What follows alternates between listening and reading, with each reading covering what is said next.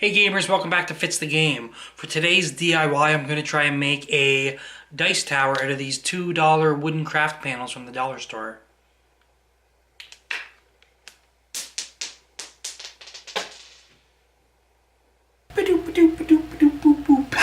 Logo.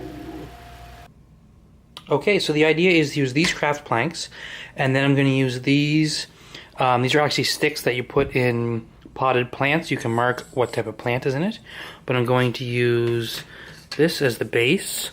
I'm going to use this as the wall, and then I'm going to build the actual tower out of more of these planks. So I use 4 of them, and this one that I've cut short, and I'll put it on there, put it on here, and that'll give us our tower. Okay, so I started by cutting about 1 3/4 off of one of the planks.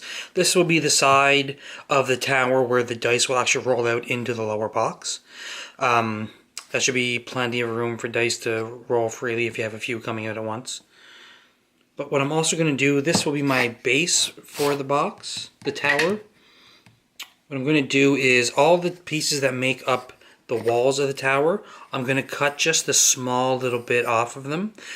I want, whenever these fit inside here, I don't want them to be pushing against these walls. I want minimal friction. So I'm just going to shave off just a little tiny bit, just so there's room on either end, here and here, just to make this a little easier to slide in and out later on. I'm using this saw that I purchased at the dollar store. I realize this is not the right saw for this job, but again, I'm just trying to keep this to dollar store items. One note is to start slow with your line. Try to get it lined up perfect as you can, and just go very slow. Work a little groove in. And once your groove is started, you can speed up a little bit.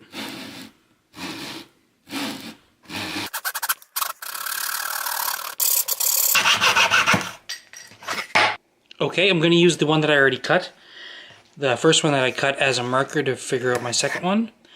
And one thing to keep in mind, remember we only need to cut 3 of these in total, because I already cut one side down by 1 3/4 to be the front face where the dice rolls out. So it's a good idea to just take some sandpaper and just sand down the edges after you've cut it, just to make them a little smoother, make sure you're not going to get any splinters. Okay, now that I have everything cut for the actual tower itself, I'm going to use some wood glue along the edge, and then I'm going to use some hot wood glue along the inside, and the two should bind together to hold this thing in place. Okay, now for an update. I went ahead and I glued the walls on this with hot wood glue on the inside, and I also put it on a base so that whenever it sits in the base box, the dice will roll down here and come straight out here. There. Now what I'm going to do next is I have these small pieces of these planks that I cut down, and I'm going to install these with hot glue at a 45-degree angle, or just maybe a little more than a 45, like this. So the dice will roll down the box, and then I'll have one installed. Then I'll have one installed at the base, leaning this way. Okay, time for another update. Here we are. I glued these slanted pieces in to let the dice roll around inside, and I glued a slanted piece at the bottom here. You'll see that this is by far not at all pretty, but this is the inside. No one's ever really going to look in here. I tried to keep the top as pretty as possible. I'm hoping to paint over the top here and hide that wood glue a bit, but end of the day, I'm not really terrified for the price that I'm paying for this. Let's give it a test drive.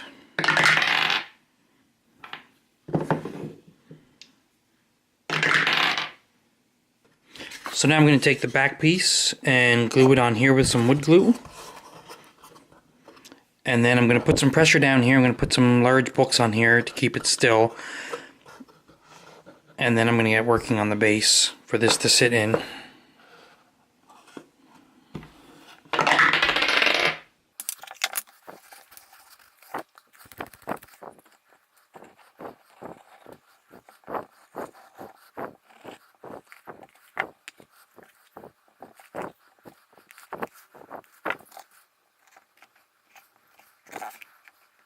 Okay, so what I've done here is I've taken one of these plant markers and I've cut them to length to match one of these wooden planks.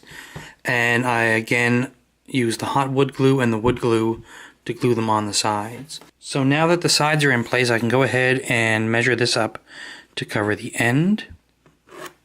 Okay, here we go. This is the finished product. I'm not super happy with how this turned out. This base is just a little bit too wide. For this, it's a bit snug fitting in there. But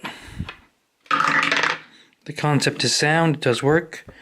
Oh, maybe it doesn't work that well. But overall, the idea works. The execution just might be a little bit poor. So I think it's just a little too snug of a fit in there. I think I should have trimmed a little bit more off this base, but overall, I'm not completely dissatisfied with it. I would use it to roll dice. I just wouldn't brag about it. So, there you go. We have a functioning dice tower. Like I said earlier, I wouldn't brag about this. It serves, the function that it intended to serve, but I would definitely declare this a dollar store dice tower. But when you consider, for all the materials involved in making this, not including, the saw or the glue or anything like that, just the wood itself, this cost me $3.50 plus tax Canadian. So, I'm not really out a whole lot. It does function, so I will use it. I'll probably just end up using it in a larger dice tray and just let it roll. Okay, if you have any ideas of maybe something we could do to improve the design a little bit, please feel free to leave that in the comments below. If you like what you saw today, please give it a thumbs up. If you want to see more, hit the subscribe button. And if you want to be notified as soon as our videos go live, please hit the bell notification. Thank you so much for joining me today. I'll see you in the next one.